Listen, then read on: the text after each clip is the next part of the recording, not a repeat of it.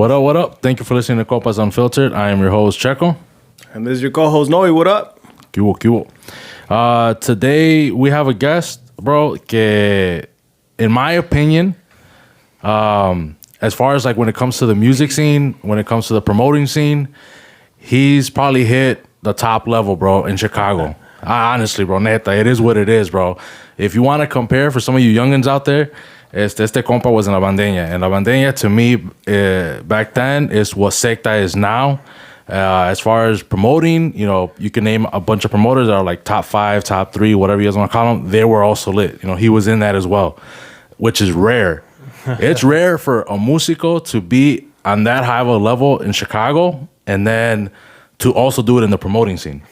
It is what it is, brother. That's how I feel, man. But el compa, Paul, what's going on, brother? How's it going, Thank you for guys? coming on. Yeah, welcome to Compas Unfiltered, bro. Okay, Namos, thanks for the invite. First of all, define high level because No, bro. Well, I'm humble. I don't know. No, look, bro. It's la neta. Every time, especially when I guess some of you guys might be young, some of you guys might remember when Bandeña came out. You guys came out with fucking fire, con lumbre, neta. Yeah. It was like, I think you guys came out like on a New Year's Eve, New Year's Day. Yeah, New Year's Eve. It was a crazy tocada too because we didn't even have a tubero.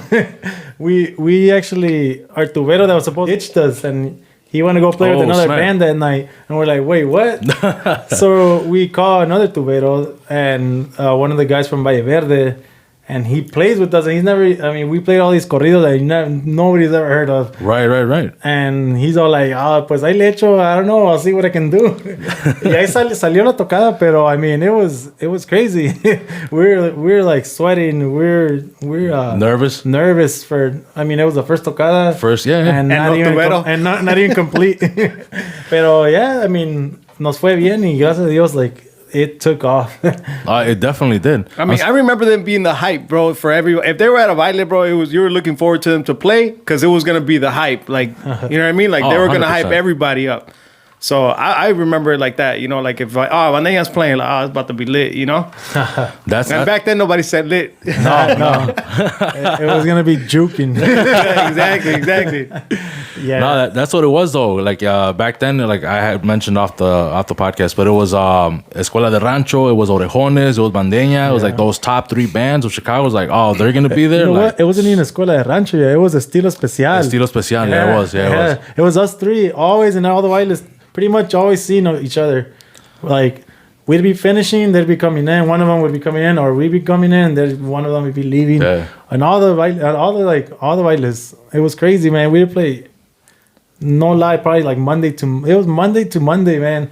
It was crazy. Just like playing. We would probably take a break like on a Wednesday maybe if we didn't get a gig in between. Damn, so that was like full time. It was full I time. didn't know you guys were that busy. I mean, obviously the weekends, but I wasn't working. I was just doing school and Bandeña, and it was crazy. It was literally every day almost. Sometimes llegaba a la escuela bien desvelado from las tocadas, probably an hour of sleep maybe.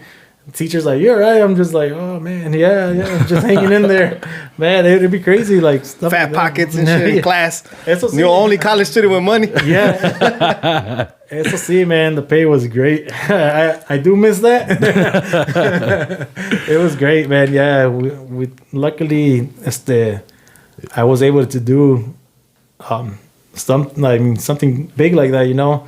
It was a good time. It was crazy good times. No, I bet, bro. But before that, it wasn't probably it took me a while before all that. I have a whole trajectory with music, you can say. I started music back when I was 10 years old.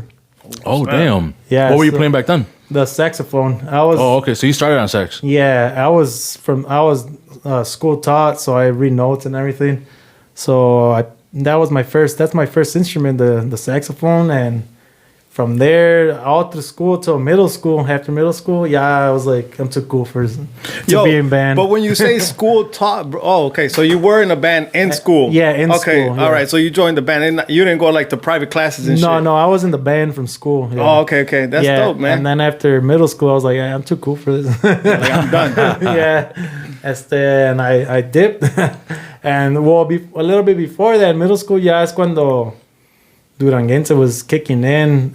It was like the very beginning.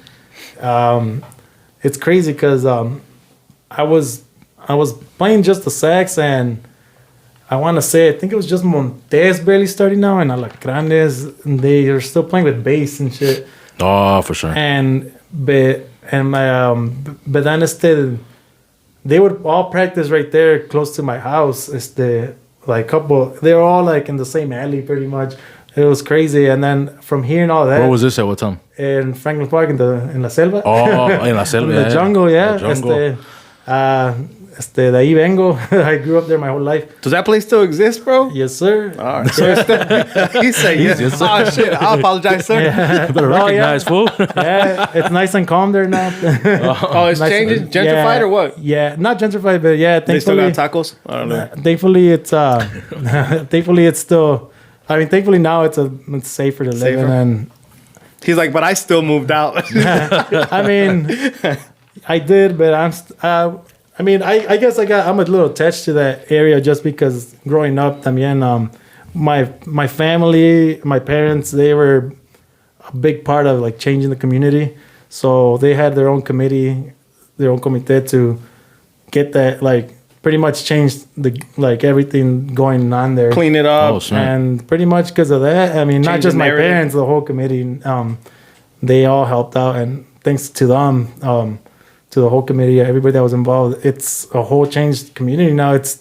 You can actually drive through there and not be scared. Yeah. I remember being younger, bro, and it was a thing. Like, hey, dude, ahí está la selva, güey. Like, you don't want to go that way, you know? Yeah, I remember that. It was crazy, in bro. one way, you go out the same way. And at that time, dude, I was out in North Lake, so I was real Oh, okay, close yeah. to there, bro. So Yeah, so I mean, growing up, I mean, crazy. I couldn't even get rides. Like I had to walk across the street, across Mannheim to get picked up to go to It was that bad, bro? It was that bad. to go practice. No shit. Like with bands, they would go pick me up because I wouldn't drive, and I would have to like cross the street, cross Mannheim to go get picked up and shit. It was crazy. Oh yeah, I mean, dude, I was in North Lake, bro, and it was you knew about la selva way. So that's how it started. I mean, hearing all those Duranguense groups blooming pretty much. I heard them from the starting. It's crazy.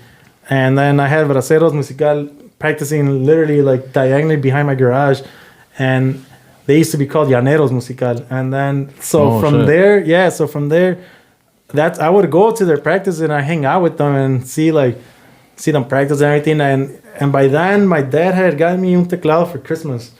And I never knew how to play teclado, but I wanted to learn, so he bought it for me.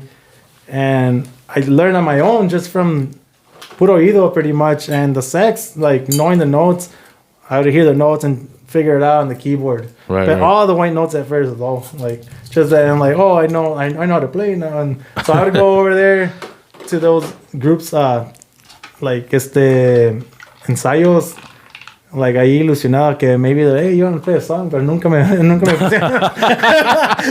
because I didn't know I played though. I was just there, ahí just like peeking and shit. So, but it was cool. I mean, that's from seeing all that. También it motivated me. Like I was a young kid, like 13 years old, and after like then a little bit after that, pretty much like say a year. Ya le sabía más o menos del teclado. Still de blanca, del puro do. Yeah. And then from there, me and a couple of friends, we want to make a group. And he plays the saxophone too. Duranguense, though? Yeah, Okay. we were still like 14. And What were you guys called back then? so this was, we didn't even have a name. So this was, and it was Apaches de la Sierra. Oh, okay. So Yeah, this yeah. was Dom with my boy Sammy Payans, que saludos. I haven't talked to him in, man, it's been a while, but ahí lo saludo a ver si lo ve. Pero yeah, with him and his brother and like a couple other friends, we started practicing, but nothing really getting done because I mean, we all knew we're like my friend Sammy, who was also school taught like through the band of school. We didn't really know much of the Duranguense, so we tried to figure stuff out, and it took forever. Like we weren't getting anything done. So then we pretty much just stopped practicing. I mean, I don't know what the hell we would practice. We took out like a song or two, and then, but it was hard. And let me guess, 500 novillos. Yeah, I don't even remember. That was a jam, bro. I'm pretty sure that or What was the other one? oh, de esta sierra, la otra Esta sierra. sierra, yeah. So Dude. I mean, and then from there, I pretty much just. Well, first my dad didn't want me in a band, so I had to like sneak out to practice and shit. So Why was that though? they Like, my dad was really strict, and he never really wanted me to be in a. They didn't want me to be a musician. They wanted me to do other things, you know, like pues they didn't want to. I don't know. I guess probably the bad rep of musicians. I don't know. No querían que te perdieras. Pretty much. It's because it's also like musicians. Cuando te va bien, y cuando te va mal, te va mal. It's like, Yeah, and it's just like up and down, and you never know how it's gonna go. So I guess they just wanted me to look like more towards my career and like get something done more, have like a backup plan. So that's kind of the reason they didn't want me to, and pretty much wanted me to finish school first. Yeah. So then, I mean, so that's how, it started going to the Duranguense. And then after that, yeah, a group invited me to go play with them. And that was my first group, or like legit first group.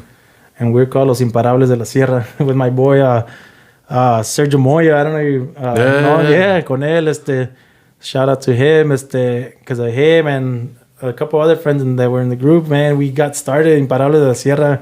It was crazy. I was playing the teclados ya already. Like, I knew todavía, though, just the tono de do. Pero ellos también, pues, andaban en el mismo que they didn't really know much. And so one day they hired, Sergio called or knew, like, un guy de la banda, I think his name was Martin. Yeah, el de la banda San Carlos. Oh, okay. He would give lessons, like, to teach tonos and all that.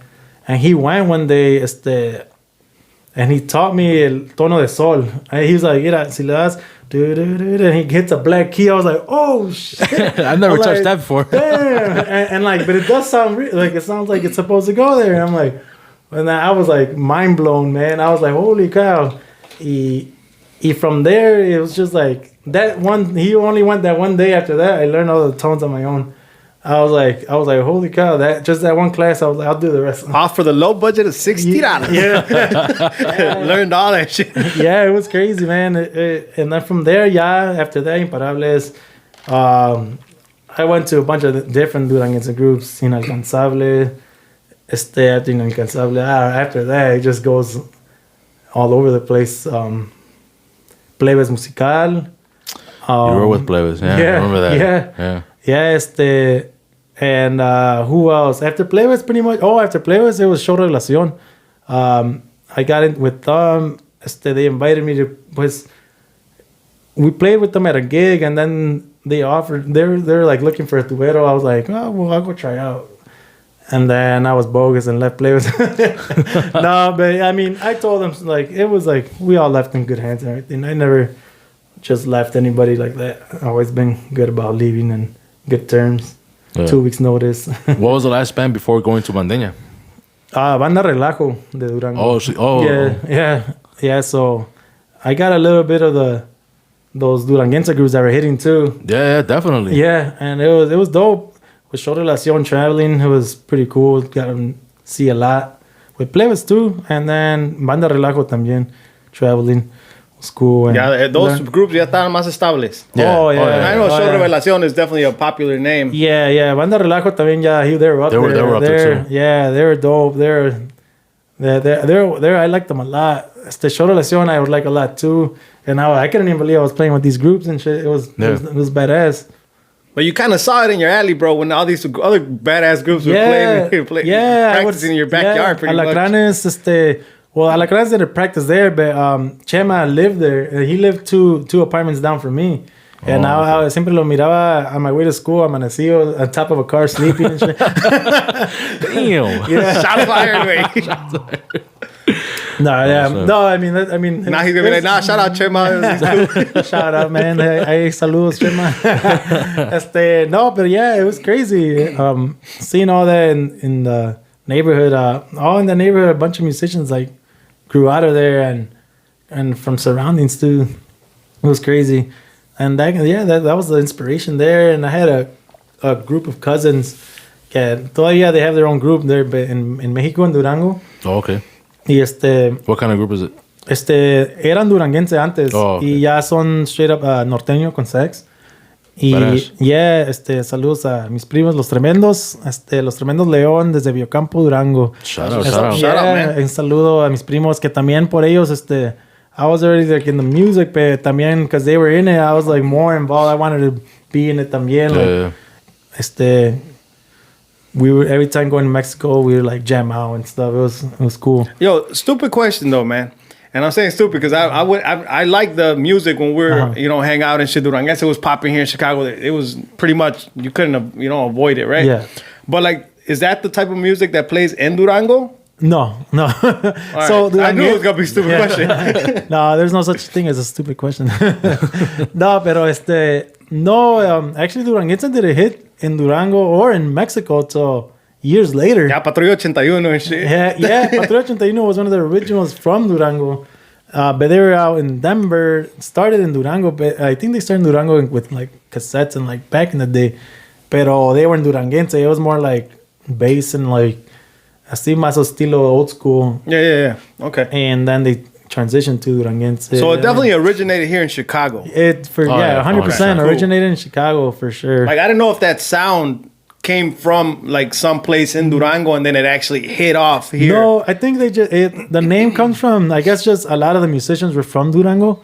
So like all these people that were here, well, still here that came like from Mexico, pues la mayoría pues son duranguenses y de ahí se vino, creo, el tema de pues el genre de duranguense. Well, so all the people that didn't know, now you know. Yeah, myself. Yeah, that's pretty much how it is. And then you got groups that weren't from Durango, and but it's still duranguense, but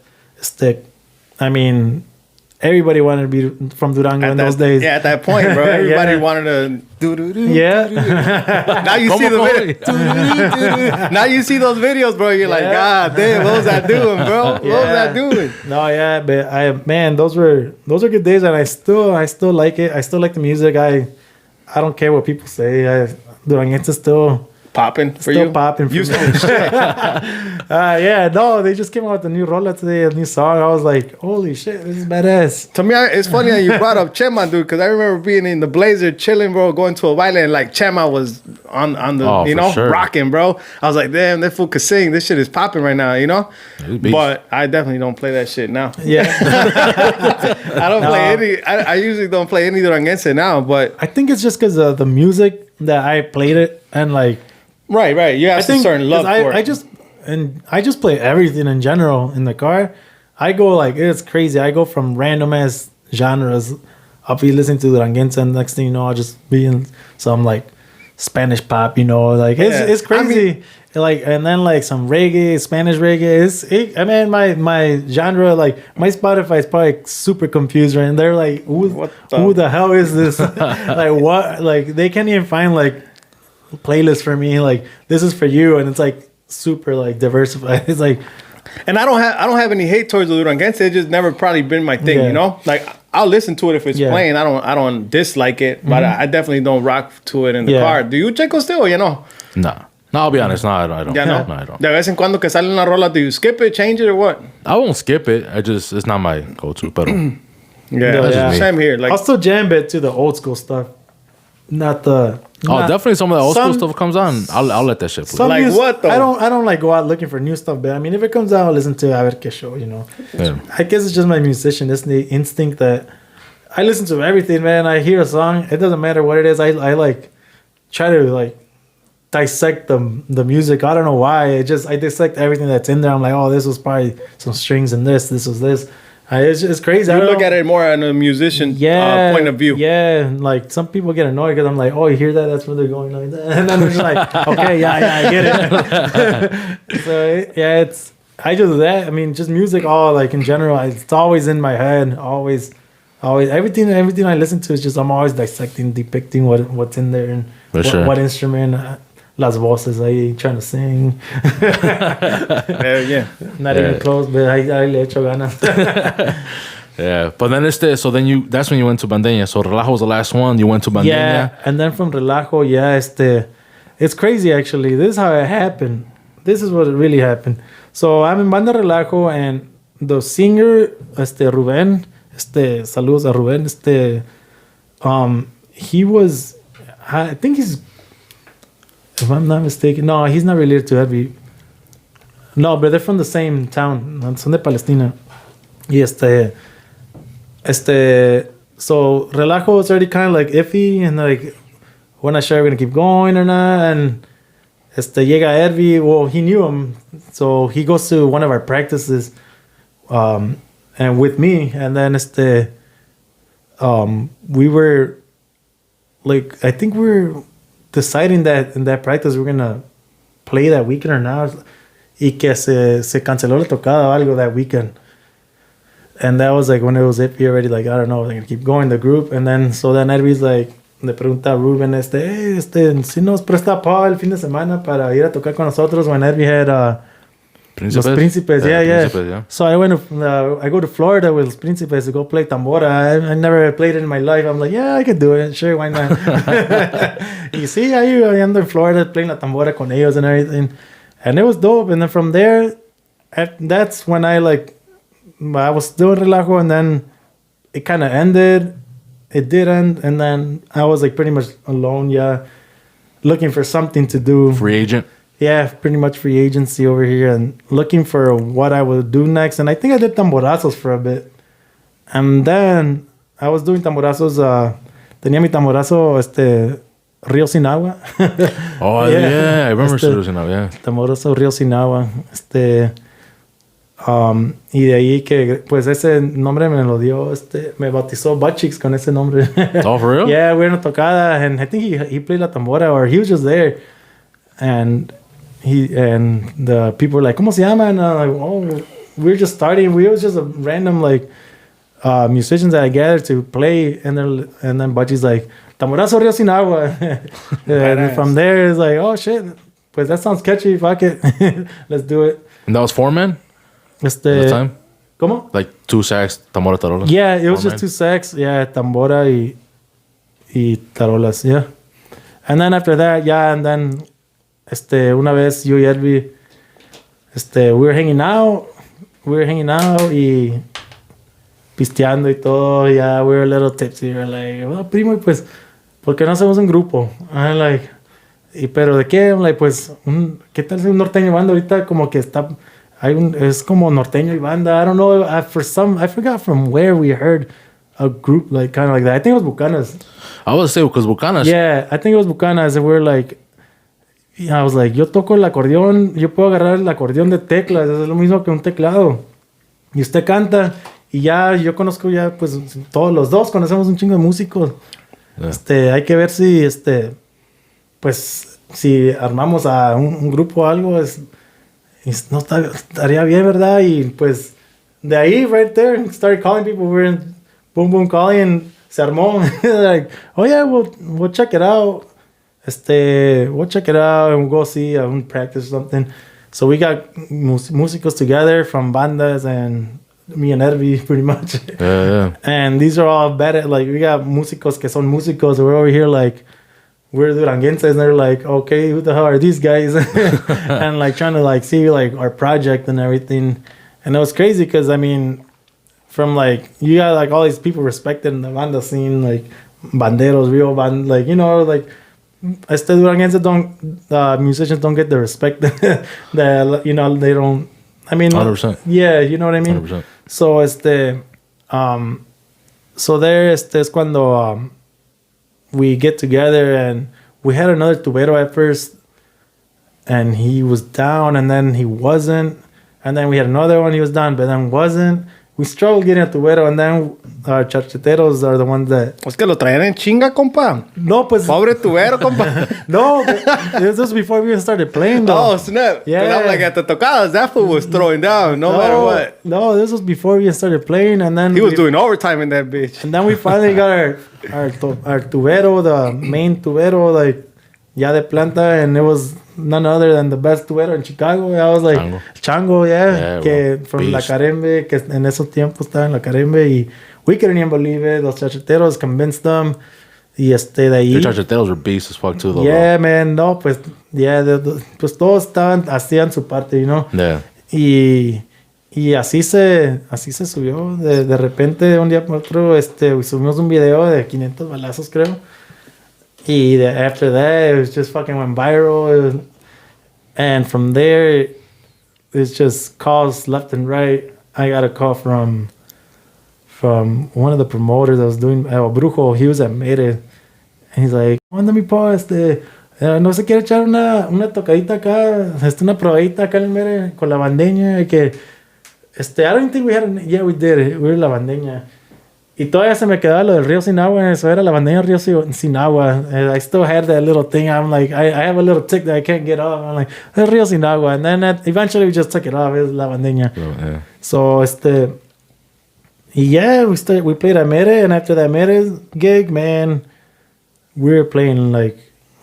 Non-stop. Yeah, non-stop. Like savages. Yeah. It was like slaving. Like every day. It was crazy. That video that you guys dropped, bro. You guys dropped it. I want to say like a month before you guys actually did your first gig, right? Yeah.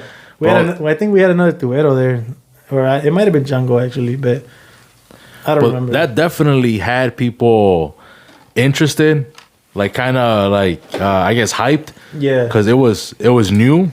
Especially in Chicago. In Chicago, it was never. So it was like, what the fuck? Like, damn, this sounds sick as fuck, bro. Mm-hmm. And then it was like, well, when do you guys start? Okay, it's like, oh, well, not till like another month. It was like, what the fuck? Yeah. Hey, put up more videos. And then we put up more videos. Yeah. And then it kept getting more attention.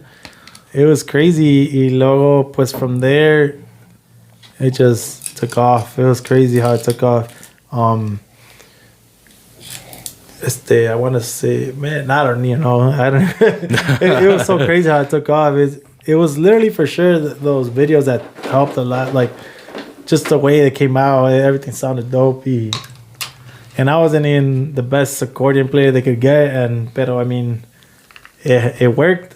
And, you guys definitely sounded good, bro. Yeah. Yeah, y pues, de ahí puro para adelante se hizo la bandeña and playing in every baile, everywhere, meeting people left and right, promoters. Do you feel like that playing in Bandeña, bro, was even a bigger highlight than playing with like Show Revelación or the other major groups de Duranguense, or was it una etapa diferente? I guess, I think for me, it means more to me because I guess I didn't just jump in and hopped on, and me and Edry created this like this beast. And I'm like, and that's what like it makes like me feel, I guess, better about it. It's got more meaning to me, like it's more special, you know.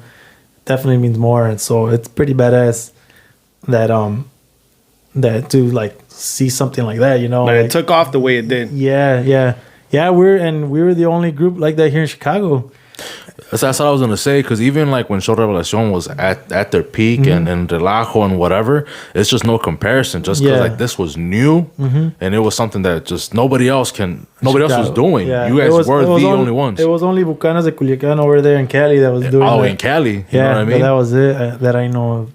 That's why I felt like you guys were definitely, like I said, like those top three. Yeah. Oh, you said Estilo Especial. I said Escuela de Rancho, but I mean, yeah. You know? Yeah. That's why. To me, that's what it was. Yeah, it was crazy. And then, I mean, we would play, like I'm telling you, every day of the week on, like, en bailes y en fiestas privadas. Pero estas sí eran fiestas privadas, no como las de hoy que todo el rancho conoce.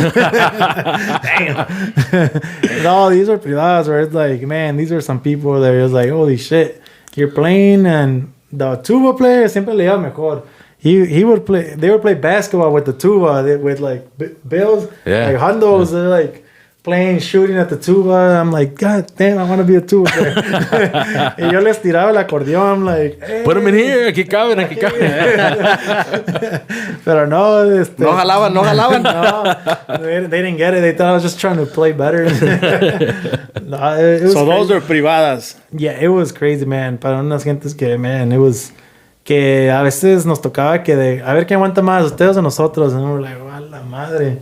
We played for like hours and hours, bro. It was crazy. On a Monday or like on a Wednesday, I'm like, what the hell? Y a ver quién aguanta más. Yeah. Some real shit right there. Yeah, it was crazy. I would have been lost, bro. Like, no damos, güey. A ver quién les paga, cabrón. Yeah, it was crazy, man. But were those mostly like rancho gigs? As far as like those long ass hours? No, like, they were at houses también? Most of them were at houses, like in their basement. Or like in their house, like in the living room and shit. Just chilling, bro. Yeah, big ass houses and shit. Badass houses. And it was crazy. Got to meet a lot of people too from Bandeña. I met so many people from amistades, promoters, musicians. And it's crazy how like it just all flows together, because then from there, that's where I go into after party, where I leave Bandeña pretty much because I start getting distracted and with school and stuff, and I'm not focusing on school. Y ya nomás me quedaba like a semester to graduate, to get my bachelor's. So that's when I decided también that I'm going to take a break. I'm going to have to focus on school. So I wasn't after Bandeña. That's what I did. I went to school, focused, and got my bachelor's. Y from there, that's when I came back into the scene. And it wasn't that long that I was out, but it was just a couple months. Like, say, it didn't feel like it. Felt like you literally went from a dance straight into like after pretty party. much like what it was. So you were never afraid to leave something good, like to see what else was coming, o qué onda? Because I mean, it seems like it was going great for Bandeña. Or at that point, was it like the peak? Was it going down? No, o qué onda? no. They were still even going higher. They were inclined. Yeah. So you just weren't afraid to leave and like go do something else, or like focus on what was important to you, o qué onda? Because it's hard for people to do that, right? To leave something that's Oh yeah, especially if it's going good. right. Yeah, and that's what I didn't want to leave, because the money was that pay nice. was real nice, man. I was getting things, whatever, anything. Para mí, eating anywhere, any restaurant, literally, like, not to like show off or anything, but I mean, it was good, though. I had the pleasure to be able to do that and take advantage of that too. Pero también it's just like, those are things that, come and go. Money comes and goes. And I just figured I'd focus también on my future, because this is only going to get me a certain amount of years. Maybe. And like my future, my goal, like my career, this is going to be that's what I'm going to pretty much live on for my future too, And so that's pretty much the executive decision that I took to focus on that first. And then there were talks about maybe going back into Bandeña, and I was like, yeah, but like maybe. And then I was like, you know what? Nah, not anymore. Como que, I don't know. The banda scene, or just the whole group thing. You had done it for too long already? I think so. And I think I got what I wanted to do already out of it. But I still love to play, and I still do it, and I jam out whenever I can, with whoever. And I think for like music wise though, to like as career wise, as a career, or like to play as a make a group, I think I'm done with that. But I'm always willing to jam out and stuff and still play whatever. But I think that's the reason I also made that decision to leave and focus on the career, because I también ya no me faltaba literally a semester to get my bachelor's, or else I would have to redo it again, another semester. And so luckily I did that. My parents también kind of influenced that decision too. Yeah, it's good, brother. Which I think too, because honestly, if not, I don't know where I'd be right now. Oh yeah, for sure. But then that's when you went to after party then. So yeah. How did that start? I mean. So then I have Israel. We're dating. So me and him date we're dating sisters now. Well, he's married now. I'm getting married. We're still with this. We've been always with the sisters that we date, and so I hang out with Israel a little more and more. And one day he had like a camera or something, And he's like, it's like, I got this camera so we can go go record bailes. What do you think? I'm like, what do you mean? like just we'll record parties and shit. And I'm like, okay. I mean, well, he started doing that. He started recording, and then I go over to like edit the videos, and it was just like pretty much to go record parties, like bailes and stuff, and edit them, and then just upload them and shit. That's what it was at first. It wasn't even an after party. Like it didn't have a name yet. Shout out, compa Israel. Yeah, shout out to Israel. Saludos. That's how it started pretty much, and then that name came up through Israel though, and his brother, and then from there it was pretty much just like what I said, video, and then I think I edited the photo. Because they had the video camera, and I'm like, why? I'm a photographer too. Like, I know how to shoot photos. And that's when we implemented both. And then it eventually, we're just doing that. And one day, we did a baile. Just, I don't know why. I don't know how it came up.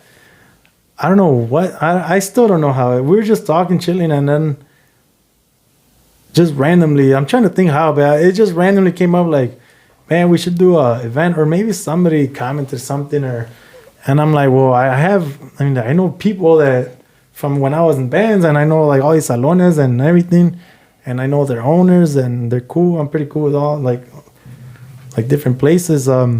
Maybe we can hit one of them up and see if we can organize something. And I know how the whole band thing works, hiring bands and everything. They hired me all the time, so how would I not know how to? Like, how would I not know how to put together an event? You know, if you've worked them, it's pretty easy to depict how to work it too. Yeah. So that's how it started, and we called Tony up from Mariela. Saludos a compa Tony. Shout out. Que nos dio la oportunidad ahí to do our first event.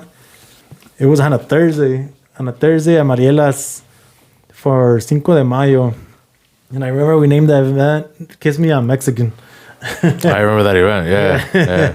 Or maybe it was it 5 de Mayo, or was it St. Patrick's Day? I don't know, but I named it, or we all named it "Kiss Me, I'm Mexican," and that was our first event on Thursday. Y llegó gente. Pegó. And that's like officially after party, or was there still no name, or? No, we had after party. The name was there already. Already there. Okay. Yeah. That name pretty much came from Israel and his brother. They brainstormed that name. It was a badass name. And we threw that event. I remember the name was there for sure because I put that logo on the flyer. And and it took, I don't know how, on a Thursday it hit. I don't know. I guess the people from following from Bandeña, I guess probably still were following me. It wasn't that much, like I said, I was out. People following me, and then him too. And he knew a lot of people too from the suburbs.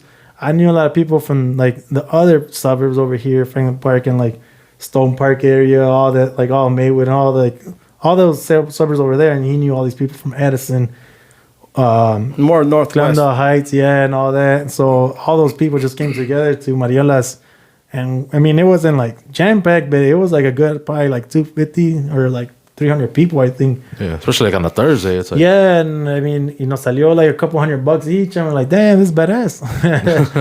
And then from there we're like, let's see where this goes to, and then Tony, he was surprised too. He's like, we met up with him one day, and I forgot, it was during the week.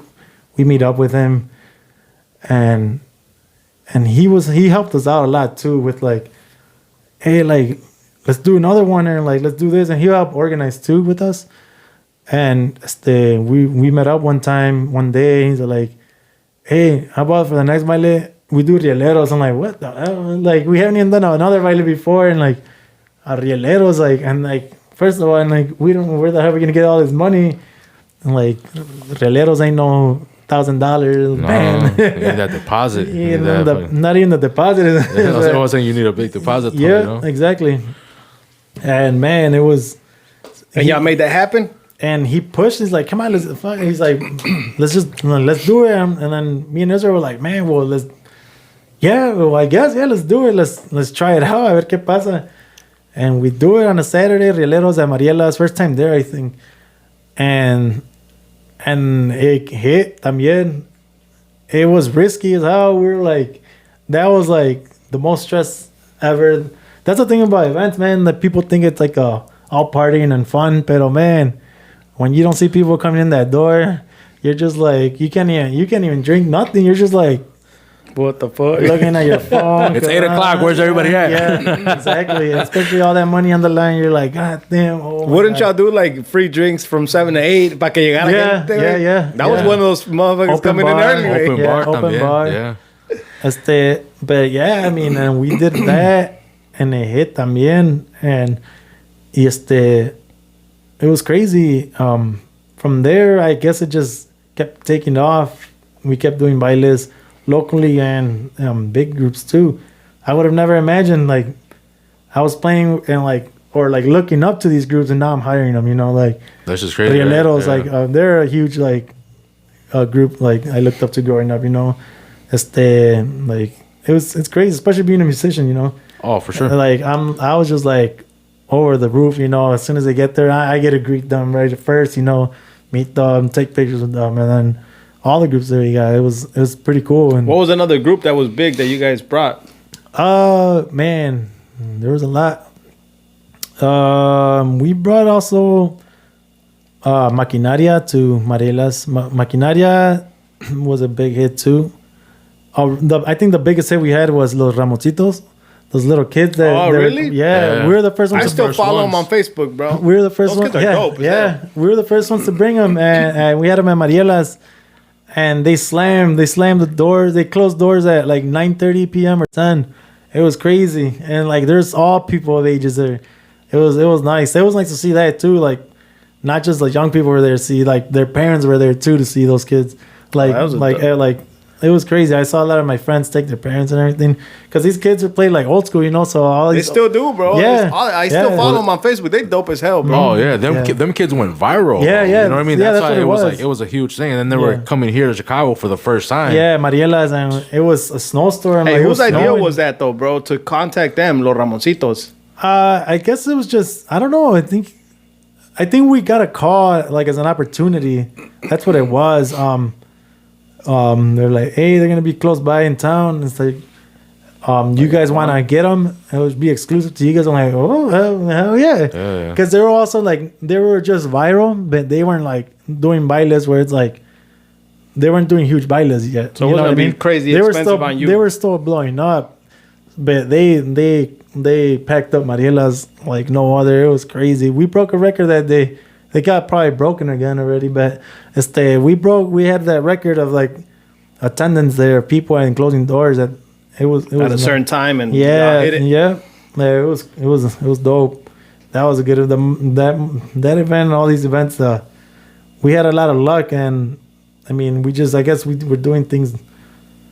We always like knew and did our things right, like just like organizing things, trying to be organized and not just like randomly like or just like we try to be organized with all that and try to make it as professional too, just to not get distracted with things and not pay attention to like your business, because it's a business at the end. Oh, it is. So then I guess that helped a lot to I guess succeed the way we did for like 5 years. Yeah. So After Party Chicago went on for 5 years, like in that way. Yeah, like we were successful, like where it was like boom in 5 years nonstop. It was almost weekend after weekend making events, big and small locally. I think one of the best events locally, like local bands, was the ones I think we did with you, no? The Tamborazo one. Oh, the Tamborazos? Yeah, at Mariela's. That thing was dope. That got packed. It got packed, and it was only Tamborazos. So we got some good change out there. Shh, no, we didn't. IRS is listening, bro. Nah, we didn't get nothing. Nah. We lost that day. That was Tony's event. That was a pretty good event, bro. And just because we didn't have any like big bands, you know what I mean? It was legit, bro, just tamborazos. But at that time, también tamborazos were kind of a thing. You know what I mean? Like, it's kind of like how like norteños and serreños is right now. Yep, Like, there's like 1,000 of them and Yeah, shit. You know? yeah, they're Back everywhere. then there was 1,000 fucking tamborazos. So you know? yeah, like, Don't take their credit, bro. Norteños Sierreños dope as hell, bro. Oh, they are. Hey, they're better. we'll hire them For shizzle. whenever we get money. Stimulus hasn't hit yet. That stimmy hasn't hit, bro. We waiting on that 2000. Yeah. it's coming. It's coming. It's I hope so. Nah, yeah, that's dope though, bro. That was like I said, that event was dope. It was and it was like one of a kind too. It was the first time ever something got done like that in a hall where we had tamborazos playing like in a circle. Yep. And like battling. It was What's dope. up with the drama though? With the battles though, bro? Like, que quien ganó, que ganó este, que ganó el otro. Are we getting into that or not? Real quick. We can. That was. Oh, it's starting shit. Sorry, bro. That was well. I don't. Paul can correct me. That was mainly me, bro. I liked announcing winners. Yeah. I know some bands didn't like it. Yeah. I know not everybody, because at that time it was KPM, it was After Party, it was Chaka, Compa Ricky. Yeah, Ricky. Yeah, saludos. And not everybody agreed. But With what? With the winners or with announcing winners? Announcing. Oh, okay. Like as musicians, you know, and Paul, you know, it does put pressure. Yeah. You know what I mean? And especially we were doing stuff like whoever wins takes the pot. Yeah. You know? So people get mad. People get mad.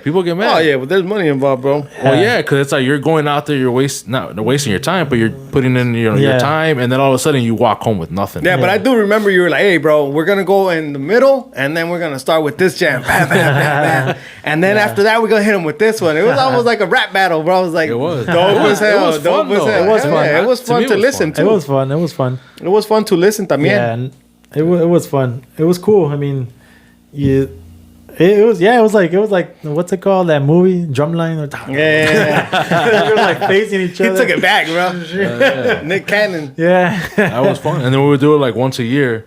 Yeah. So it was like It was like a yearly thing. Yeah, it was a yearly thing. So it wasn't like something like, oh, it's every other month. Yeah. Or it's kind of like where it gets boring or Overdoing kind it, of like, yeah. you know, it was like, no, it's once a year. And people would look forward to it. It was. I know I cool. did, bro.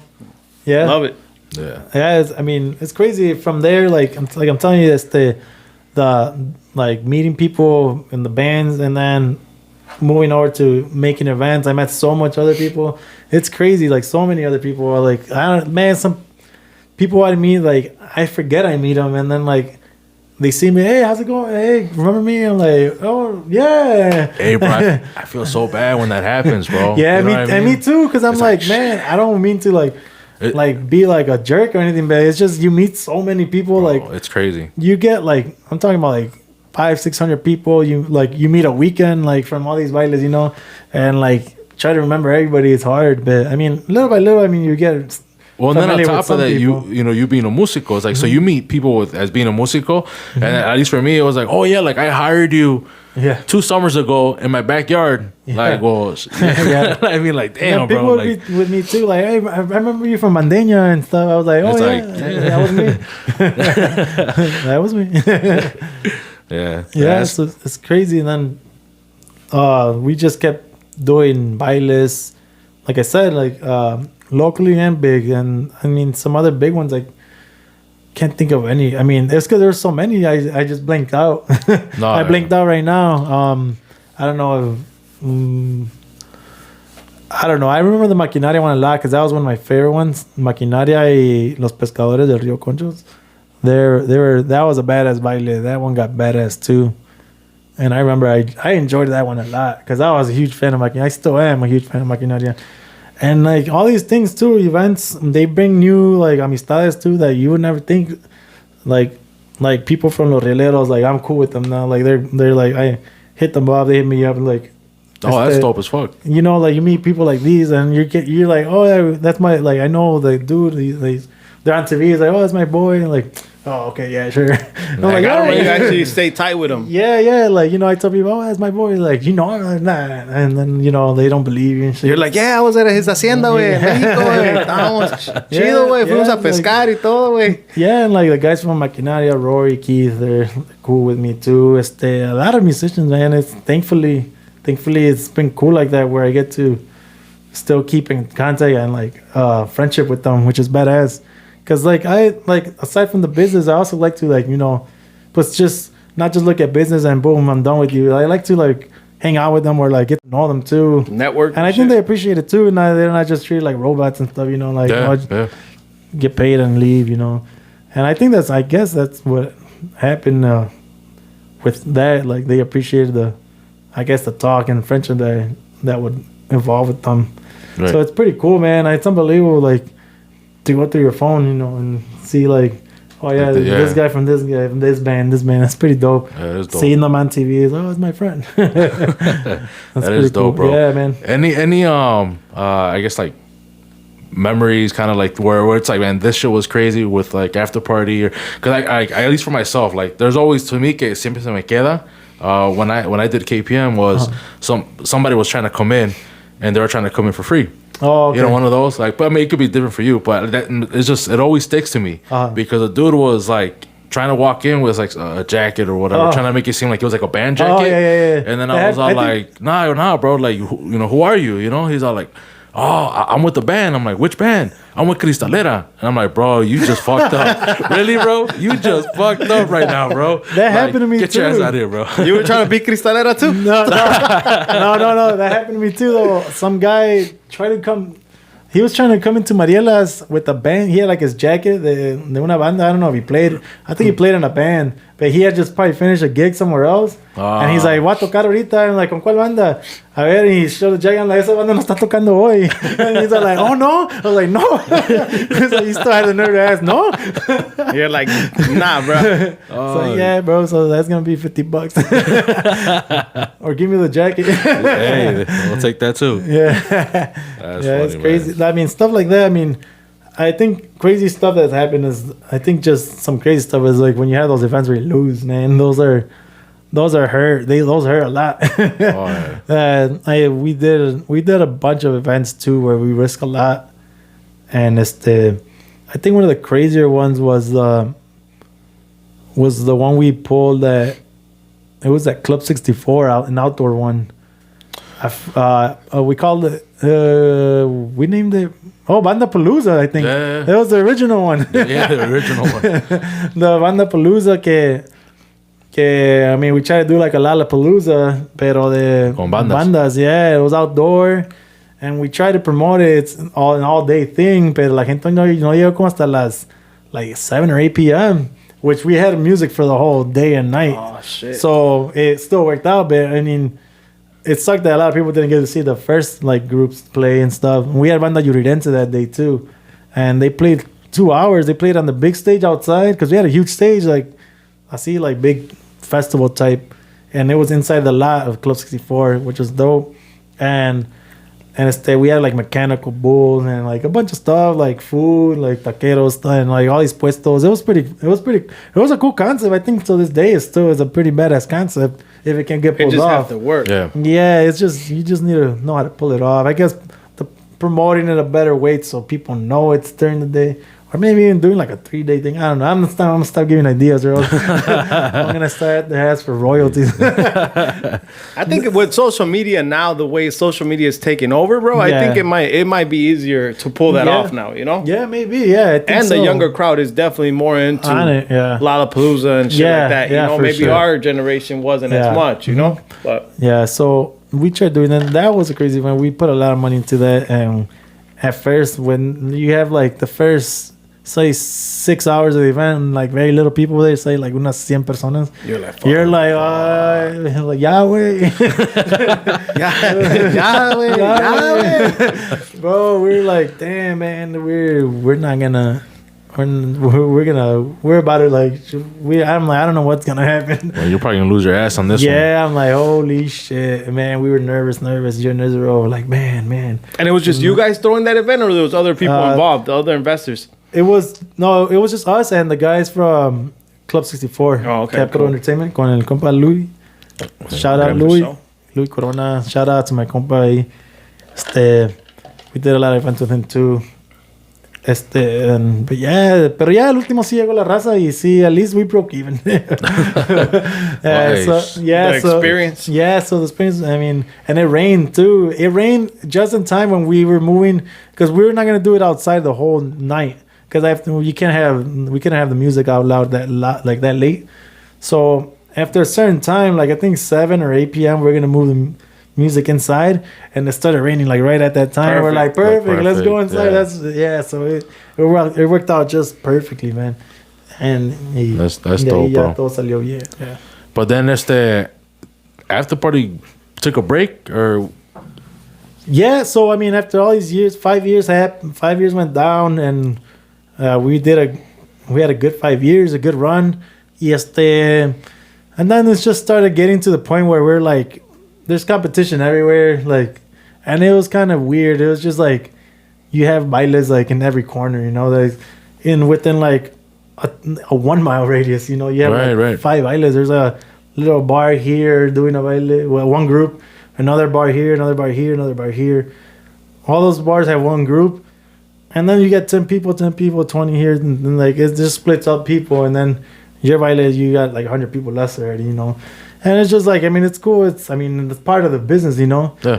And it just got to that point where we're like, man, we were doing them for like, we kept doing a couple more bailes, and we kept, it was just like taking hits or breaking even, stressing out. You're just like, get to the point where like, man, I don't know what I should do anymore. So that's when we decided to like, just, you know what, let's take a break. Let's take a quick break, or a ver qué pasa, you know.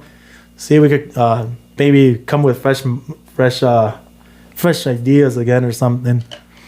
And how long was that break? I think it's still going on. Yeah, to this day. No, actually. So what happened is during that break, I started getting more into my career is graphic design. I got my bachelor's in graphic design. I just focused more on that and where I was working. I was like working in different companies, and then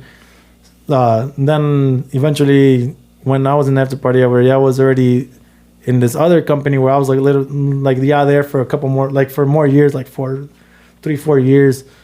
And that's where, when I was in that company, I got more serious about my job because I liked it.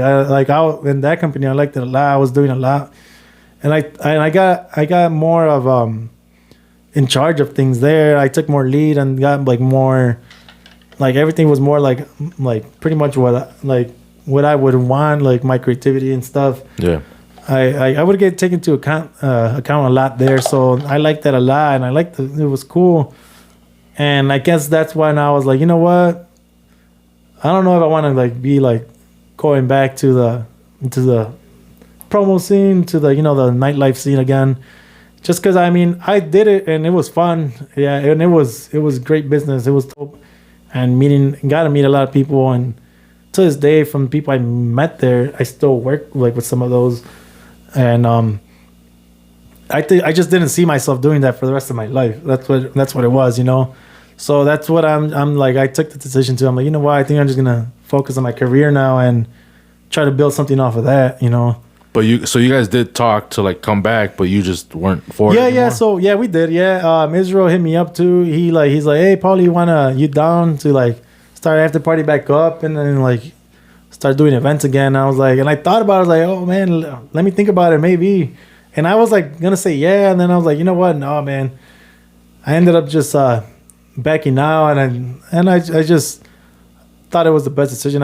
To this day, I don't regret it. I think I'm more focused towards like my long-term goals now than more like a short-term. I didn't see myself doing that for the rest of my life, or like something to keep like I'm not wasting my time on, but I guess I could be spending that time more wisely on my other stuff. Well, it's time consuming, bro. It's definitely it does take up a lot. It was gonna keep you away from your craft or from your job, from your career, Yep. And then now I got to focus on that, and now I am where I am. I focus on that. I did what I was looking to do, which was leave where I was working. I got all this experience from all these companies I worked for, and that's what I was doing little by little, just getting experience from all these companies, and I jumped to where I am now. I left the company I was at, and now I started my own company 2 years ago already, a little over 2 years. I started my own company called NoorCreative, and we're a marketing agency. Yeah, and that's some of the stuff that we have now, right, brother? Yeah, so I thought I bring some of my work here. Not a lot of it, but I figured I'm in the I figured I'd bring something that I created myself. So first of all, I'll give a shout out to my boy Isaías from Lumbre Mix. Yeah, shout out, brother. Shout out. One of my clients that I work with here. We started off with this. He started off with this michelada mix that he was like so excited to start and everything. But that's what I do, So like with my clients, I get to know what they want and get to know them a little, and they get their concepts, and then I could take it from there and create their brand. So we do all their branding. So like we started out with Luminarix, created their logo, and then their whole label and everything, man. And we just try to make it as appealing as possible so people can buy it. Just try to make it, high appealing all the time, or something creative. Something that's gonna stand out there and like stick in their head. And that's the whole point of branding, trying to get that. And thankfully it's been working for him. I mean, from what I've seen, and he's told me, I see it everywhere now. He's only been in business like I think a year now, because I remember I started his logo like a year ago, like in December I think it was, and his labels and stuff, and he's started from like home. Now he's grown. And he's at all these stores, Cermac Produce and all these other stores over like they're on the shelves, and like has his own little section and stuff. And yeah, that's what's up. And I appreciate like clients like that care about like their image too, their branding. Like that's what that has a lot to do with like the success of a company too. The marketing itself, doing its job. The marketing and just the branding, the look. You gotta have that. You gotta have that little, that little like something that's gonna that people are gonna be like, oh yeah, that's from like you guys. You have the little mic with the little wire filters. People are like, oh yeah, like you see that, and like yeah, that's it from the Compas Unfiltered, the podcast. Right. So that's what it's all about, So so I brought this. I'm like, I show a little bit of my work through this way, and then you guys can enjoy some micheladas too. Of course, we appreciate it, man. Really good. Shout out Lumbre Mix. Yeah, the chamoy, the michelada mix. They just came out with these new chamoy flavors. So they got mango, and then they got the strawberry or sandia, watermelon. Yeah, I'm sorry, Checo, but I might be taking some of these. No, bro. you're not. Some of those candies too. I'll put them in the middle, and you guys fight for them. for our listeners on Spotify and Apple Podcast, he's actually showing some of our stuff. You can definitely go on YouTube and check it out so you can see. I'm gonna link everything, bro. I'll link your Instagram, everything. That way, people could reach out to you. Yeah, any marketing needs, anything, or logos. Marketing is anything you need. Printing, we do printing as well. All the like. Any kind of printing, vinyl, decals, business cards, paper, anything really. Stickers, all that. Stickers, yeah. We might have to do some stickers, bro. Yeah, for sure. Let me get some of these taggers, start posting them everywhere. Well, he said, Paul, get people to remind you somehow. They're gonna remember. Listen to Compas Unfiltered, bro. Put them on the bus, put them on the train. Yeah, down for sure. Yeah, let me know. I'm always I'm down. I'm always down to do creative stuff or out of the norm stuff. That's even better because then it works, and then I get credit for it too. It's pretty badass. For sure, brother. Yeah, I mean, it's crazy. Like what you can do, like just from designing something. Like you get like I got to the point where I designed a CD cover. This goes back to before I started my company. Like I was doing like a bunch of stuff before, like a lot of just like on my own stuff, stuff and I was doing like CD covers for like bands and stuff, and I did a cover for Alerta Cero. Oh, snap. And I got that cover, that whole CD got Grammy nominated. Oh, that's dope. Yeah, so it was pretty dope. Yeah, that's dope.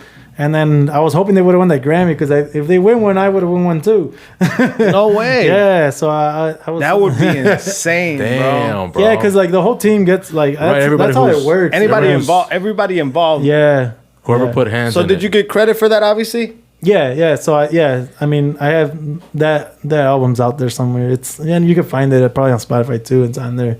Shit like this is interesting to me. I'll definitely be the guy that goes to Google that, like, oh, what did he create? Like, what was it? Yeah. That's dope as hell. Yeah, and it was like a whole CD back when the CDs were still like kind of in, they were still in, because I made like a whole pamphlet and everything. So like it's the cover, and then you open the pamphlet, and it's the guys, So all the girls could like jewel on all over them, trying to make the guys look good. And we had a whole photo shoot. I did the photo shoot and everything. Oh, so yeah, it was pretty cool. And like stuff like that is cool. And then you just things you like I don't know, like now I just drive anywhere, like not anywhere, but I drive around, see my work, and like, oh shit, I did that. What's another popular thing that you've done that you're like you see all the time? Oh man, what is it? Man, there's Or one that you're like, oh, this one popped off crazy, like I didn't expect it to, or like. Well, I got another client where we work a lot together, which is awesome. They let me do a lot of. They're open to creativity too. Mm-hmm. It's with Los Comales in Melrose Park and Elgin. So so Los Comales, Melrose Park, and Elgin. They work differently. It's not like they're not all linked up. All the Comales. Right. So Comales Melrose Park and Comales Elgin is their own thing, and So I do all their marketing, social media marketing. I take care of all that. So with them, man, I've had a lot of stuff that we've worked on together. That's pretty dope. That's gone viral, like crazy viral, and it's pretty cool. Like one of the first things we did was we did an ad campaign for when they started making the heart-shaped tortas. And then so we did like a whole photo shoot and then like their ads on Facebook and everything. And man, that thing got so many, like I think it got like over 10,000 likes and all this like comments. And I mean, it was crazy, like the reach it got. Because now on Facebook, you get analytics and stuff, and you could see like how many people see your things and everything on your like page and stuff and your posts. And you could see how many people like clicked it, scrolled through it, like everything, man. You could see it all now. And which is really helpful for like marketing when it comes to like the analytics and all that. So it's that was one of the cool things. I like working like with them a lot because we do a lot of crazy like creative like. They let you do outside the box stuff. Yeah, like the recent one, we went viral on TikTok a couple of weeks ago for La Rosca de los Reyes. So we just opened up a TikTok for them. It was. Not long ago. It was probably like a month ago. A little bit, like a week or two before La Rosca de los Reyes. Says or whatever? Yeah, so they do a rosca de tacos and they put they come with they come with the babies and shit too. Oh, so shit. Yeah, it's pretty cool. And so people get to swallow a baby?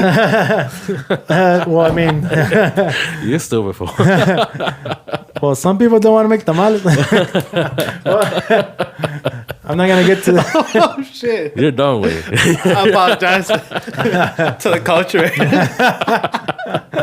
That was his idea, bro. He's the marketing, bro. No. This whoever made that pan is like, that's the guy? The rosca, yeah. Oh, snap. Fucking no. I apologize. I take it back. So yeah, we got. Damn, I forgot how many. We got 500,000 views. Oh shit! On TikTok. Yeah, let me check it. Let's see where we're at now. Hold on, it's gonna come out right now. ¿Cómo hacer tacos de lengua? Oh, no way. No way. Don't say anything, nothing, bro. Yeah, wait. I'm gonna let Paul speak, bro. Yeah, so we got. He's a marketing genius here. 490,000 views and 37,000 comments. Damn. Oh no, 37,000 likes and 900, almost 400 comments. It went viral, and then before that, we had another one got 35,000 views. So they like the work. They like the. They like to stay fresh too, with like with the culture, like the new stuff, like TikTok and like jokes and stuff like that. So that helps a lot too. They're open to that, which helps to also keep their name out there too, And then they just recently opened a new restaurant too in Edison called Taco About It. And I've been seeing about that. Yeah, so that's the same owners? Yep, yeah, same owners, and I do a lot of all the marketing work for them too for that. Different tacos though? No, same tacos. Oh, yeah, same tacos. It's the same tacos. Everything's the same. Same menu, and just as good. Right. So it's dope. So if anybody has a chance to check any of those places out, definitely recommend them. That's for sure, bro. And definitely recommend their social media pages. They're funny. We'll link them. Not just because I make them. Sure. No, you don't gotta link so many people. No, I'm gonna have to name all my links, bro. It don't matter. People might be like, wait, what was it? All right, let me get all my clients out. That's it. We're done. Tomales lumbre. And then another crazy experience with this design job. Just once I started my company, I got a chance to. I work with a nonprofit organization called it's called Naima. So this nonprofit is more like they're pretty much based on like the whole immigration like culture and everything about trying to help immigrants and everything and like trying to pretty much help them or just like get it out there and to how to help, like if you need help with anything like to get them established or what? Like once they're here? That or also like if they need help like with doing like any type of paperwork or anything. Oh, okay, like okay. That paperwork assistance and stuff yeah, like that? that type of stuff. And then they also do like events here and there to like also like they do this huge event, an annual event that they do with a bunch of other nonprofits that they all get together, but they're the ones that organize it, like the main ones. And it's like an event to like pretty much show culture, like the Mexican and Hispanic culture. So what they do is they bring in folclórico,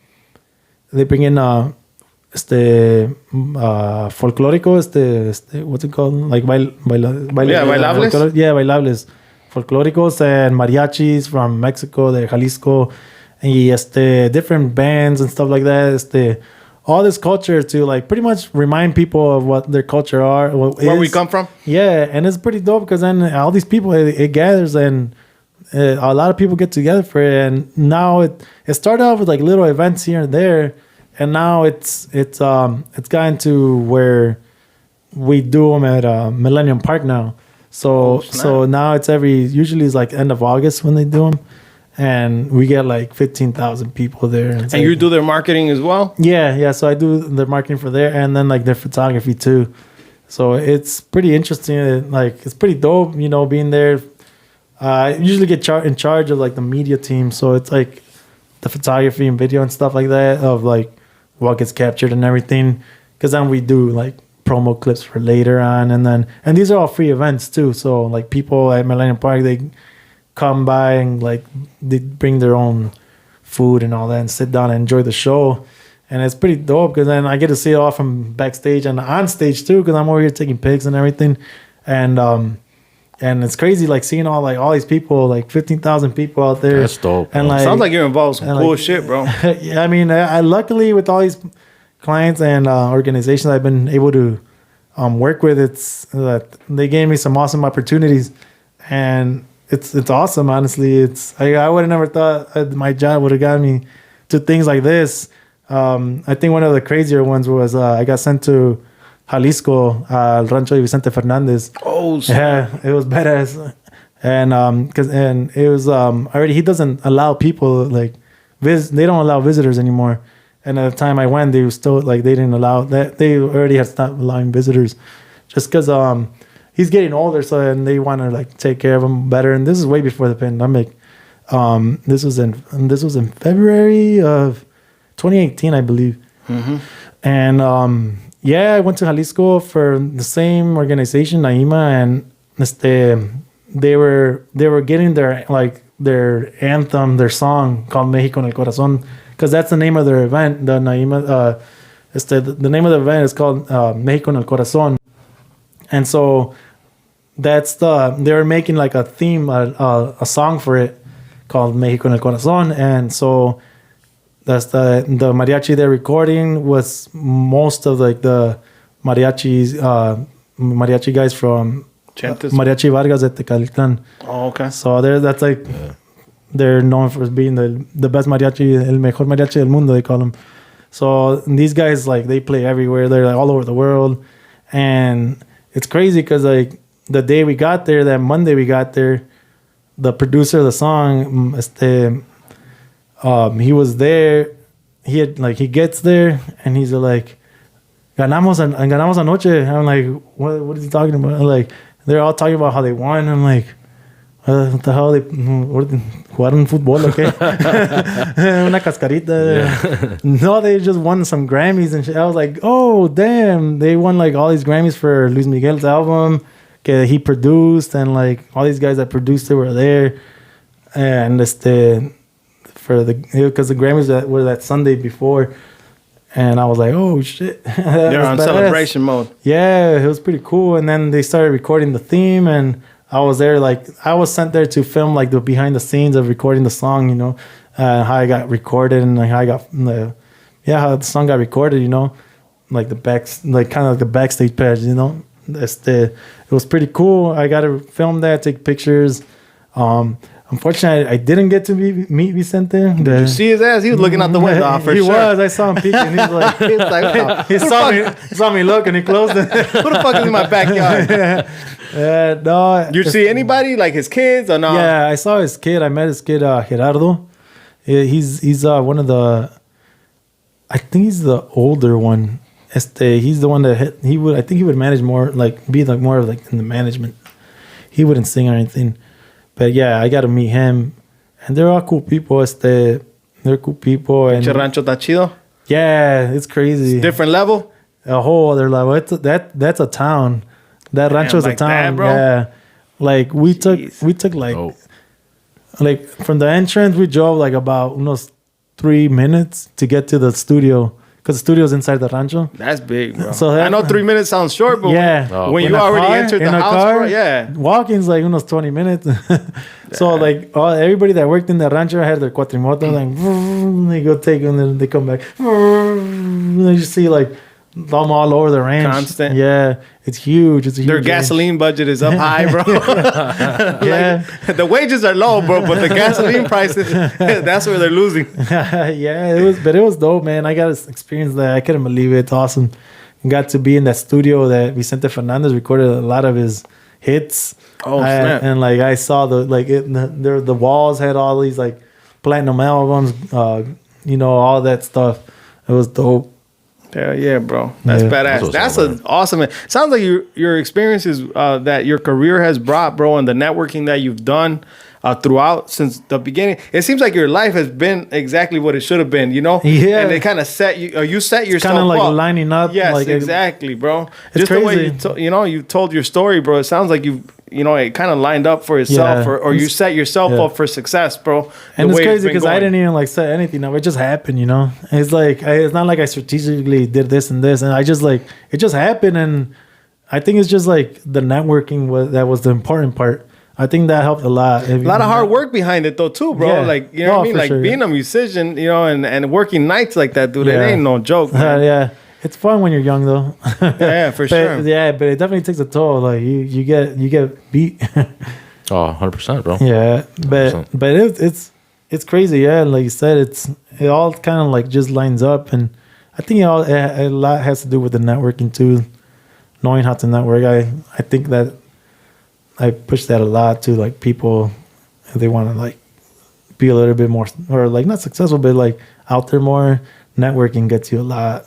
Oh, for sure. It's all about who you know, bro. Yeah, you know someone here, there. Like we could, like I would go with my friends. We'd be like, let's go to Cali, and like, oh yeah, let's go. I know, I'm like, I know a couple people over there from like throwing events over here. You know, like musicians. Like I hit them up, and then we go hang out with them. You know, and then stuff like that. It's crazy. Like just like all these different places. I would go and like I know somebody there. It's crazy. No tener miedo, ¿verdad? Yeah, pretty much. Network and yeah, no, definitely not be scared. Yeah, just go out there and do your thing. You know, it's crazy. I mean, it's pretty cool. Like I also never would have thought I would have been doing like a podcast, especially like this. And then at like this higher level, yeah, bro. Of course. I was like, you sure you want to talk to me? Nah, dude. We're happy to have you here, bro. We appreciate you coming on, bro. I appreciate the invite. But I mean, what I was getting to was that, I mean, I would have never thought I would have been on something like this platform. Or también recently I did a what's it called? I did a presentation for La Universidad de Guanajuato. And so like they had like a marketing class thing and like a project for like kids that are into like marketing, like studying that. And so they have like different people, like try to get different people from marketing and to do like a presentation on their career and like what it entails and everything. And unfortunately, because of COVID, I had to do it via Zoom. So it was kind of weird.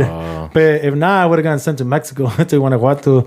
It would have been dope. But I still did it, and it was cool. It was a good experience too, because I had never done something like that. So. ¿Y te toca hacerlo en español o en inglés? I could have done it however I wanted to. Oh, it didn't matter? Yeah, but I did it in Spanish. Órale. Yeah, I did it in Spanish, and it pretty much talked about like what I just told you guys, like my experiences and the cool things I got to like do too. And it was crazy because like I was just like, oh, okay, I'll do this presentation, it'll be cool. But then seeing the feedback after, because it's like a live thing, and then I go back, you could see like the comments the students made and everything. There was some cool comments, man, that actually like I was like, oh damn, like I'm inspiring kids.